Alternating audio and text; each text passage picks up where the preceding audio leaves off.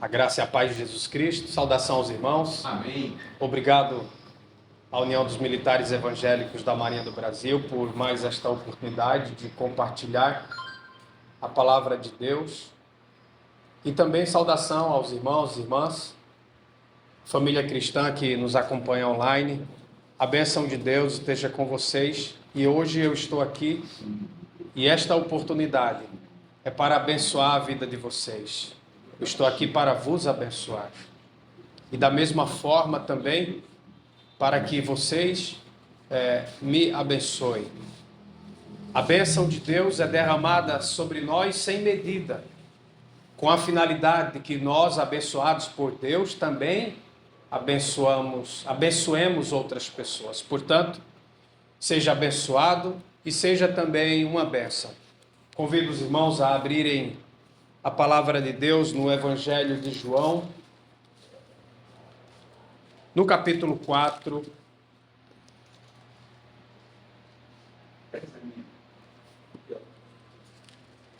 Ok, muito obrigado. João, no capítulo 4, Jesus, versículo 31, nesse íntere, os discípulos rogavam a Jesus, dizendo: Mestre, come alguma coisa. Era um dia quente, eles haviam andado e estavam cansados. Jesus ficou ali junto ao poço de Jacó e os seus discípulos saíram para comprar alimentos. E na volta, eles instavam Jesus para que comesse. Mestre, come, você está com fome. João capítulo 4, versículo 31. Os discípulos tinham cuidado com o seu mestre. Eles queriam que ele se alimentasse. E aí Jesus responde no versículo seguinte, versículo 32. Ele disse aos seus discípulos: Eu tenho uma comida para comer, que vocês não conhecem. Ora, eles já haviam andado bastante com Jesus, mas eles ainda não sabiam que comida era esta que Jesus tinha para comer. Eles não sabiam qual era essa fome, essa sede que Jesus tinha, qual era o seu objetivo, qual era o seu ideal, o que o ser humano pode ter que mexa mais com ele do que o seu estado de fome, cansado, às vezes depois de uma grande batalha, de um dia, de uma semana, de uma grande tarefa, de um processo, alguma coisa que nos deixa exauridos, que retira a nossa energia mental, estafado, acrescentado de fome, depois de um dia num sol quente, numa caminhada, com fome. Ele havia pedido para a mulher que ele encontrara há pouco, pedido água para ela, e ele ainda estava sem beber, porque ele não bebeu água. Esqueceram da água para Jesus. E agora os discípulos instavam para que ele comesse. E Jesus disse: há algo em mim que mexe muito mais do que a fome. Eu tenho uma vontade muito maior do que aquela que o meu estômago me oferece. Existem coisas essenciais na vida humana e alimentar-se é uma delas. Tem milhões de pessoas no mundo hoje que seriam felizes se tivesse só um prato de comida para comer. Se fizesse uma refeição hoje, muitas pessoas iriam dormir felizes. Muitos iriam dormir felizes. Mas muitas pessoas hoje, não centenas, não milhares, não. Milhões de pessoas hoje vão dormir no mundo com fome. E muitas delas vão estar com tanta fome que não vão passar por esta noite. Vão morrer de fome. Diariamente, milhões de pessoas morrem de fome no mundo inteiro. E boa parte dessas pessoas que morrem de fome são crianças. Ninguém pensa bem quando está com fome. Quando a pessoa está com fome, ela só pensa em saciar a sua necessidade mais primitiva, comer. E há muitas pessoas que não têm uma prioridade na vida. Nunca passou na cabeça delas ter um objetivo. Porque elas vivem lutando para ter o que comer. Elas não sabem se vão comer amanhã. E a única coisa que muitas pessoas pensam é só comer, nada mais. Jesus sabe o que é estar com fome. Não foi ele que, segundo o Evangelho, ficou vários dias sem comer? Não foi ele que, tentado pelo diabo, tendo todo o poder para transformar pedras em pães, ele disse: não, eu não vou usar esse meu poder para isso. Eu vou esperar até passar pela prova. Ele disse: não, eu vou fazer a vontade de Deus. Ele até citou um versículo bíblico, dizendo que nem só de pão viverá o homem, mas de toda palavra que sai da boca de Deus. Isso é o Evangelho de Mateus, as tentações de Cristo. Mas estamos falando sobre o Evangelho de João. E ele disse aos discípulos: eu tenho uma comida para comer, que vocês ainda não conhecem. E a pergunta é: qual é a prioridade de Deus? O que fez Deus tornar-se humano? O que fez Deus, que estava em um lugar infinito de glória, sair do seu trono esplendoroso para vir a este mundo empoeirado, cheio de injustiças, ser humilhado, ser rejeitado e depois ser crucificado? O que fez ele abandonar o seu trono de glória, a sua majestade, a sua imortalidade? O que o fez sair do lugar que ele estava para vir para o nosso lugar? Ele tinha uma prioridade, a prioridade de Jesus Cristo era você. Ele tinha essa prioridade. A prioridade dele era tão grande, ele estava tão comprometido com o ser humano, que o lugar feliz que ele habitava perdeu o sentido.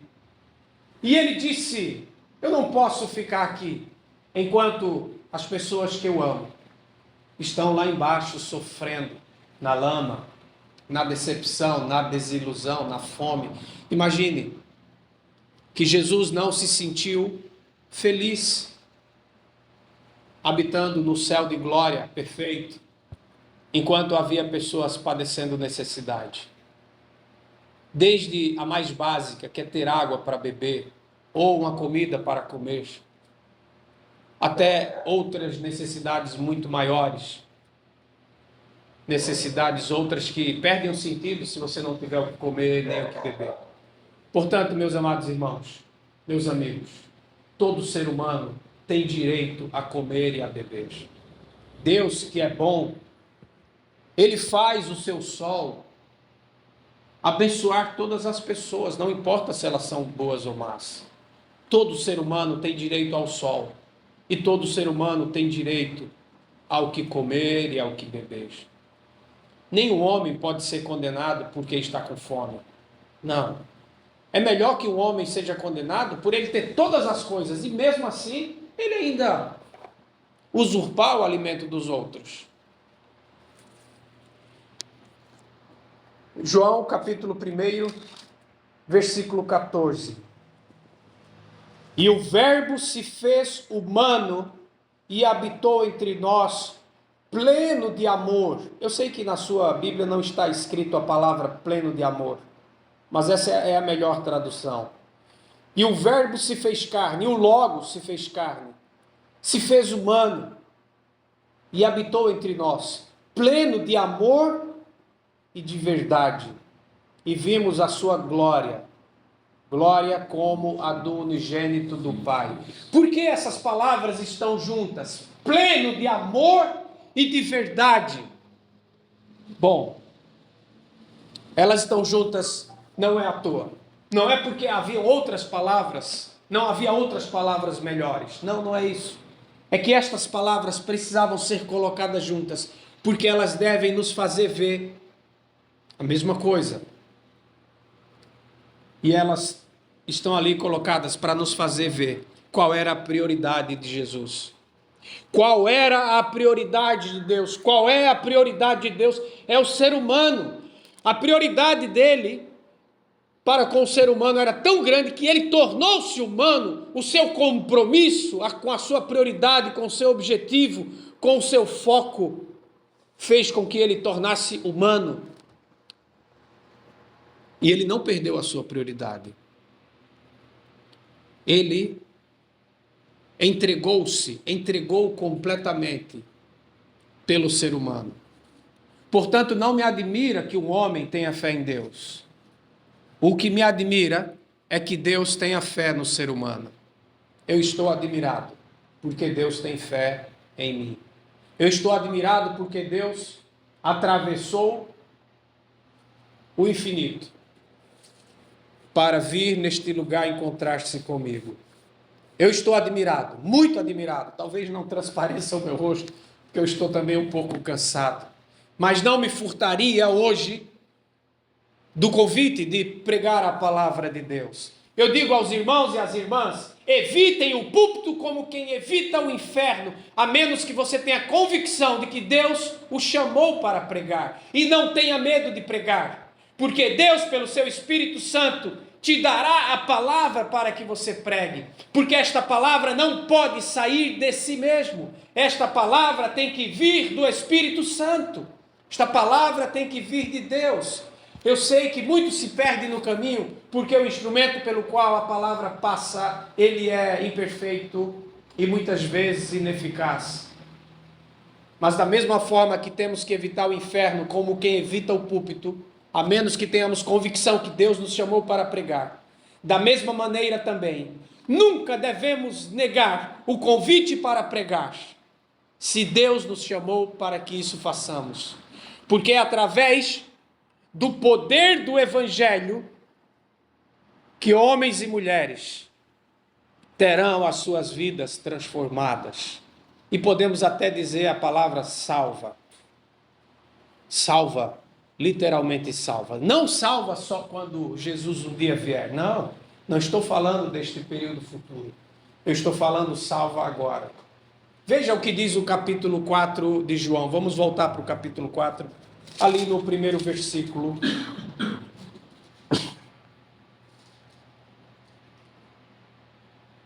Diz que Jesus, João capítulo 4, versículo 1. Ele soube que os fariseus tinham ouvido dizer que ele, Jesus, batizava mais discípulos do que João. Se bem que Jesus mesmo não batizava, escreveu o evangelista.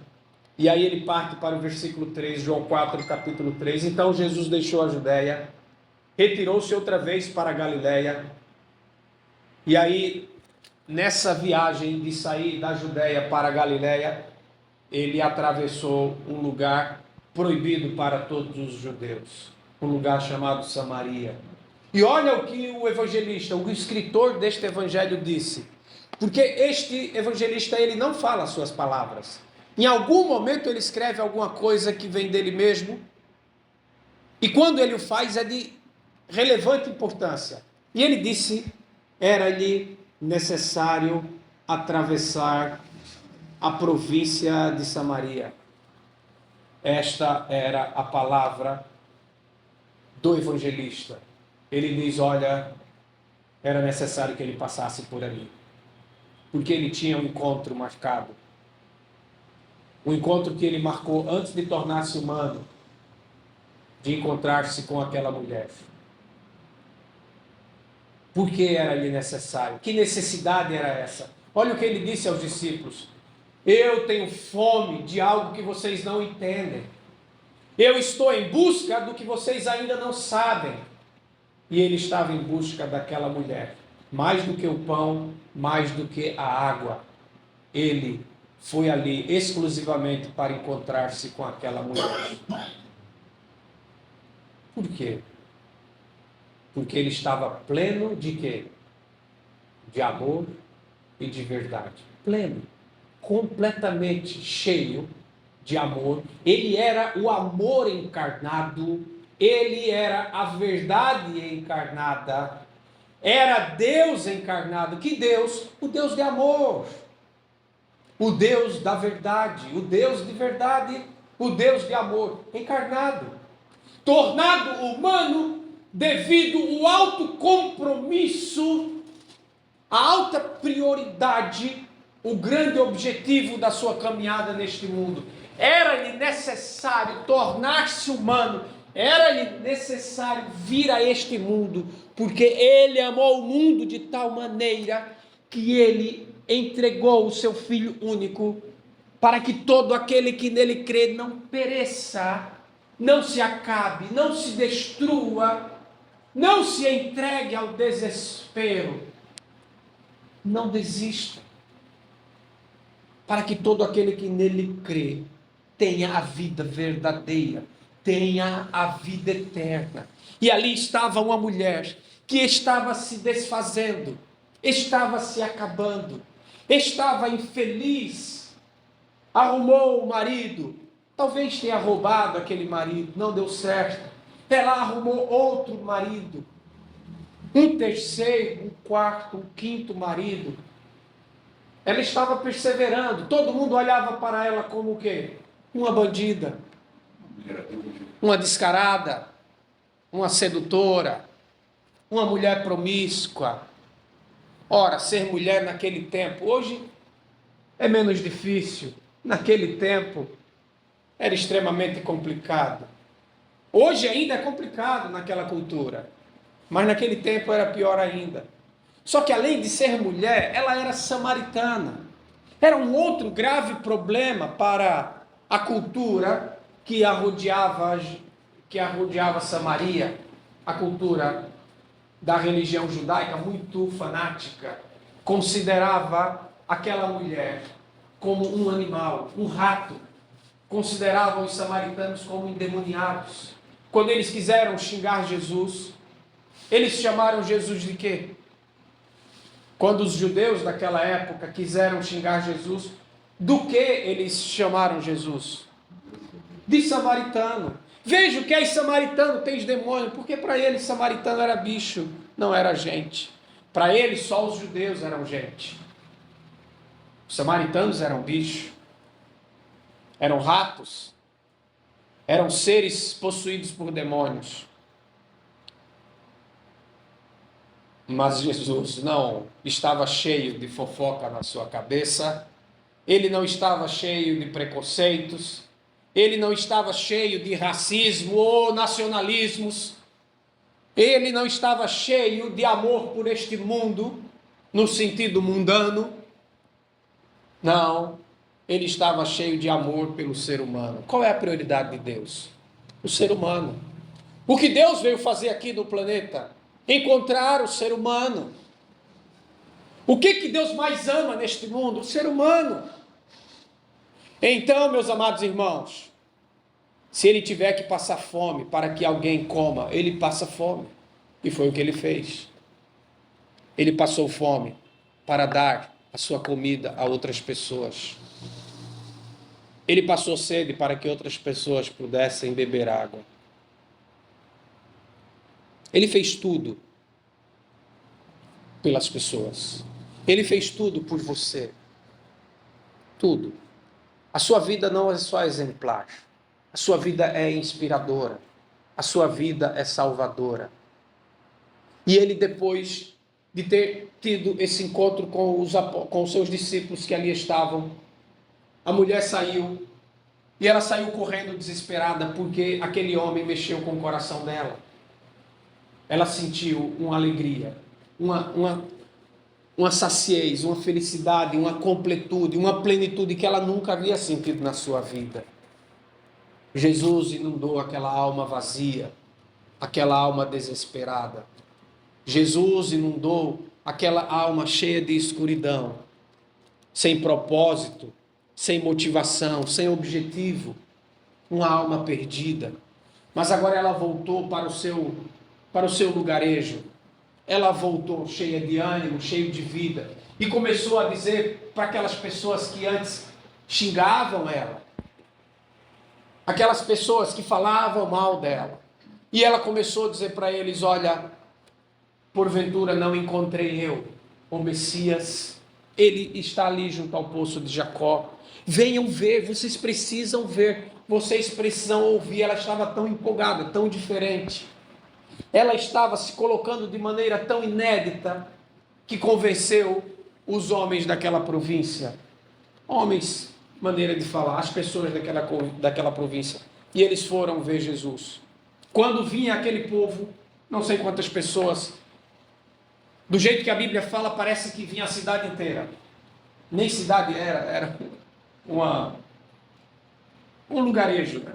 Mas enfim, a cidade inteira.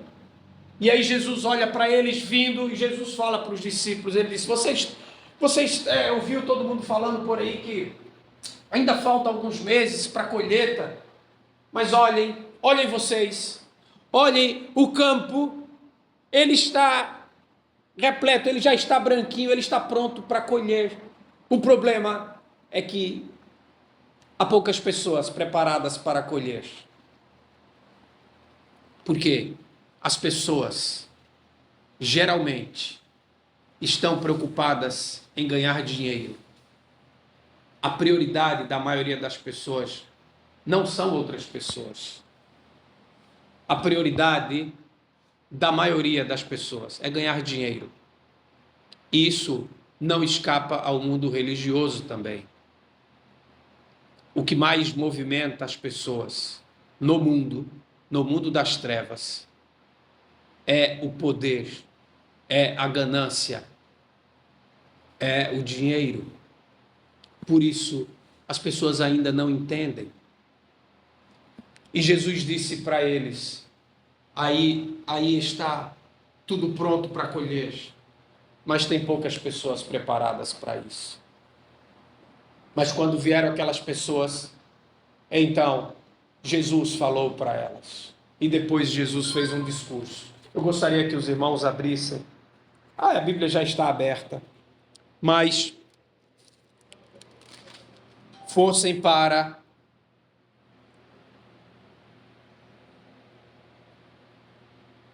o capítulo 6. Jesus, erguendo os olhos, João capítulo 6, versículo 5.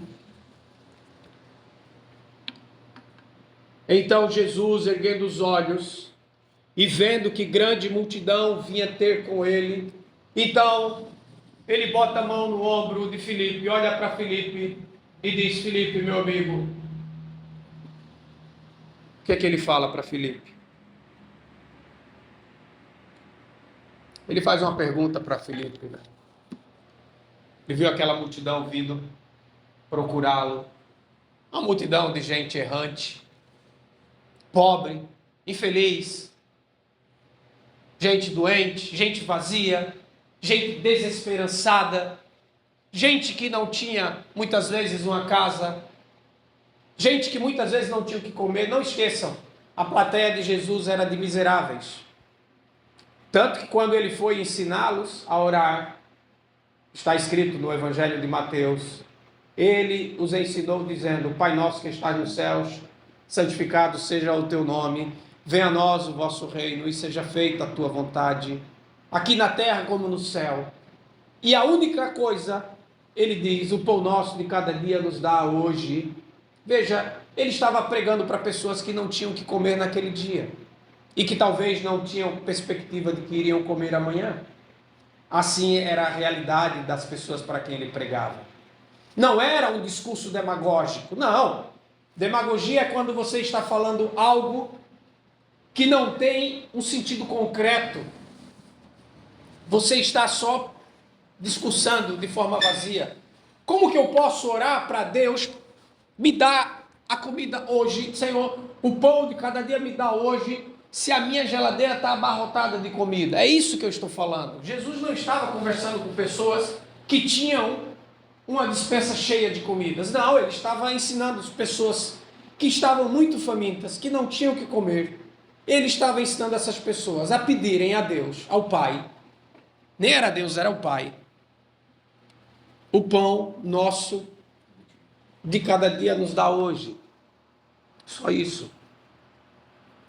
Então ele olha essa multidão, ele coloca a sua mão no ombro de Filipe e diz, Filipe, o que é que ele falou para Filipe? O que, meus irmãos?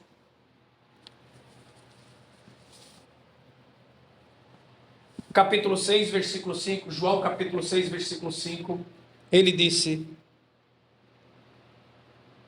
onde compraremos pães para alimentar essas pessoas, para lhes dar, veja bem,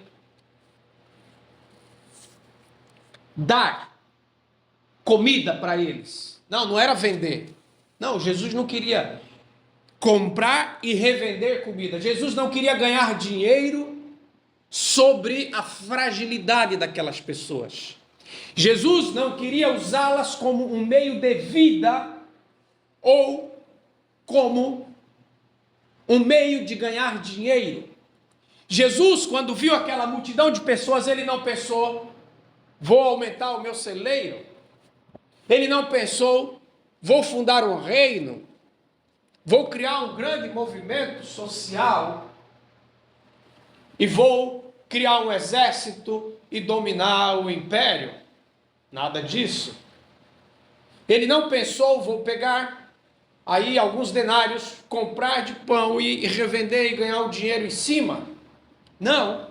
Mas por que ele perguntou a Filipe se não era isso que ele iria fazer? Diz o texto seguinte, o versículo 6, que Jesus fez essa pergunta para Filipe com um intuito. E qual era o intuito? Experimentar. Era só para prová-lo, só para experimentá-lo, só para provocar Filipe, só para mexer com o coração, com o psicológico, com a fé de Filipe. Porque Filipe, como um bom judeu, que ainda não conhecia o propósito nem a prioridade de Jesus, ele ainda acreditava, como um bom judeu, que Jesus era um daqueles Messias, de vários que apareceram, dezenas e centenas de Messias, que tinham uma característica política, material. Filipe ainda acreditava num Messias, filho de Davi, que se sentaria no trono de Israel, que nem existia mais. Era uma província judaica, teocrática, governada por sacerdotes promíscuos e pecadores, injustos e ladrões do povo. Filipe ainda acreditava nas mentiras vindas do templo e daquele sacerdócio, de que o Messias iria fundar um reino político materialista. E Jesus estava mexendo com a teologia e a fé de Filipe, com a crença daquele povo naquele tempo. E ele disse: Filipe, onde vamos comprar comida para dar a essas pessoas? Filipe ficou impressionado. Jesus fez a pergunta só para provocá-lo. Eu pergunto, meus irmãos, se Jesus amava tanto aquelas pessoas, ao ponto de tornar-se humano por elas, se Jesus as amava tanto, de tal maneira, que ele daria, daqui a alguns meses, quem sabe daqui a alguns anos, ele daria a sua vida por elas. Eu pergunto, o que era para ele distribuir o alimento que ele tinha com aquelas pessoas? Ora, se você está disposto a dar a sua vida por alguém, o que é você dar o seu carro para alguém? Ou a sua casa para alguém? Alguma coisa mais preciosa do que a sua vida? Se você está disposto a dar a sua vida por alguém, então qualquer coisa que você der a esta pessoa é menos, é muito menos. Um dia Pedro disse que ia morrer com Jesus, né? Pronto, se eu for, eu vou morrer contigo. Não, Pedro ainda estava entendendo tudo errado. Jesus não veio para ninguém morrer por ele. Deus não quer que ninguém morra por ele. Eu vim para que vocês tenham vida e vida em abundância. Eu não vim para vocês morrerem por mim. Agora, se vocês quiserem morrer comigo, pela minha causa, por amor a outras pessoas, aí podemos ir juntos, você pode vir comigo. Por isso ele disse: quem me segue, esteja onde eu estou. Venha para onde eu vou. E aquele que não é capaz de renunciar tudo, ele não é digno de mim. Jesus disse que aqueles que amam a sua vida neste mundo, ele disse, nunca terão a vida. Nunca terão a vida.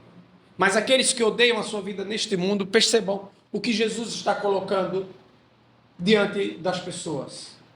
Está colocando um mundo egoísta de trevas, materialista, explorador, que faz as pessoas sentirem fome, sede, que faz as pessoas passarem por grandes misérias. E por outro lado, o reino do seu amor. E ele diz que quem odeia a sua vida neste mundo, ora, quem está inconformado com estas injustiças do mundo, quem se une a ele no amor pelo mundo, pelas pessoas, amou o mundo de tal maneira que deu o seu filho. Então, essas questões vão dividir os seus ouvintes. Então Jesus, sabendo o que ia fazer, ele multiplicou os pães, multiplicou os peixes, e ele distribuiu. Veja, versículo 10, Jesus disse, João capítulo 6, versículo 10, ele disse aos discípulos, olha, façam que o povo se assente, porque naquele lugar havia muita relva. Então o povo se assentou. Ora, a Bíblia conta só os homens, aqui tem 5.000. Homens aqui mesmo, sentido masculino. Agora veja o versículo 11. Jesus, ele tomou os pães e tendo dado graças, ele distribuiu entre eles. E também igualmente os peixes, quanto queriam. É impressionante. Veja, nos outros evangelhos não acontece assim, não. Nos outros evangelhos não é Jesus que distribui o pão e o peixe. Nos outros evangelhos são os apóstolos. Eles que distribuem. No evangelho de João, os discípulos ficam olhando. Jesus dá graças e ele começa a distribuir com a multidão. Ele pessoalmente faz isso. É muito amor, meus irmãos. O evangelho de João apresenta um Cristo que nós nunca havíamos visto. Pleno de amor e verdade. Então ele alimenta todas as pessoas. E aí, versículo 12, João 6,12. Quando todos estavam como? Fartos. Essa é a alegria de alguém que ama. Ver o outro farto, pleno, completo, totalmente satisfeito. É isso que uma mãe quer ver num filho. Coisa que dói numa mãe ou num pai é ver o seu filho passando por escassez. Não pode comprar aquela roupa, não pode comprar aquele sapato. Muitas vezes não pode comprar uma comida. É muito absurdo. Então, Jesus, ele disse aos discípulos, aí sim, João 6,12, ele disse, recolham todos os pedaços que sobraram. E aí ele faz uma frase muito importante, para que nada se perca. Veja qual é a lógica do mundo. Eu sou um grande produtor, produzo café, por exemplo. Aí estou com meu celeiro cheio de café. É lógico que eu vou exportar, né? Porque eu vou vender em dólar, então eu vou ganhar mais. E aí o café, ele vai subindo de R$8, de 10, 15, 20, 30, 40. Aqui eu estou vendendo por R$40. Se quiser comprar, compre. Se não quiser, eu vendo no exterior, vendo em dólar. Né? Mas vamos supor que está sobrando café, muito café. O que é que o mundo faz para o preço do café não cair? Ele destrói parte da sua produção. Queima mesmo, queima. Para o preço não cair. Olha como a lógica do amor é diferente. O amor diz, guarda tudo para que nada se perca. Porque o alimento, ele é um direito humano. Veja, quando você... É uma comparação até grosseira, né? Quando você compra alguma coisa, você tem direito a um manual. Você tem direito a usar o produto. Você tem direito a ter as condições mínimas para usá-lo. Deus, quando criou o ser humano, na própria criação do ser humano está o seu direito natural por comida e bebida. Tanto que na Bíblia ninguém podia comprar uma terra, porque a terra era de Deus. Ninguém podia comprar uma terra. Eu vou comprar e vou vender. Não, a terra é de Deus. Porque todo mundo tem direito a ter o seu pedacinho de terra, a ter a sua plantação, a ter a sua comida e a sua bebida. Todos têm direito a comer e beber. Jesus, aqui no Evangelho de João, no capítulo 6, ele mostrou isso com o seu amor. Ele alimentou todo mundo de graça, por amor, porque ele era cheio de amor e de verdade. Em outro momento a gente vai ter oportunidade de estudar um pouco mais. Mas por que a palavra pleno de amor e verdade estão juntas? Talvez você tenha dúvidas sobre o que é a verdade. Eu não sei o que é a verdade, mas eu sei o que é a verdade de Deus. A verdade de Deus é o amor de Deus. Onde não há amor, não há verdade. É só quem ama que sabe o que é verdade. Aquele que não ama não conhece a Deus, porque Deus é amor. Antes não era assim, porque isso ainda não havia sido dado ao homem. O primeiro religioso do mundo a falar sobre um pai de amor chama-se Jesus. E só está no Evangelho de João. É ali que está escrito: porque o Pai vos ama, porque Deus amou o mundo de tal maneira. É ali que está escrito.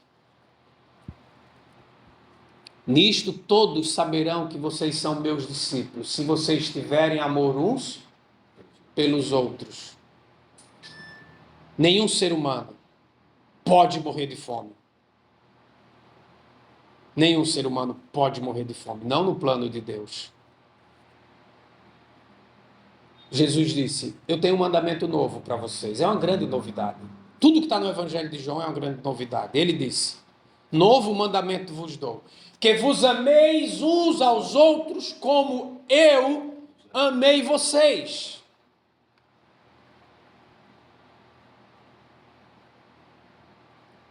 Ninguém tem amor maior do que este, disse ele, em alguém dar a vida por outro alguém. E este foi o mandamento que ele nos deu, de amar. Por isso, nós precisamos ver o nosso tamanho. É deste tamanho. Nós nunca podemos ser um cristão orgulhoso, nunca. Porque nós somos muito longe do que Jesus quer que nós sejamos. Ele quer que nós tenhamos fome e sede de fazer as pessoas felizes, fartas, que nada lhes falte. A prioridade de Deus é o ser humano. A prioridade do mundo é o dinheiro. E a nossa prioridade qual é? Qual é? Nesta noite, neste encontro, neste momento, eu quero convidar a cada um que nos ouve neste momento a fazer da sua prioridade a prioridade de Deus, da sua verdade a verdade de Deus, do seu objetivo de vida o objetivo de vida de Deus. Mas isso é um compromisso que nós não podemos assumir. Por isso ele disse: é necessário nascer de novo. Quem nasce da carne é carne, quem nasce do Espírito é Espírito. Precisamos ser movidos pelo Espírito, porque de nós mesmos nós nunca vamos ter essa postura diante do mundo de trevas. Amém.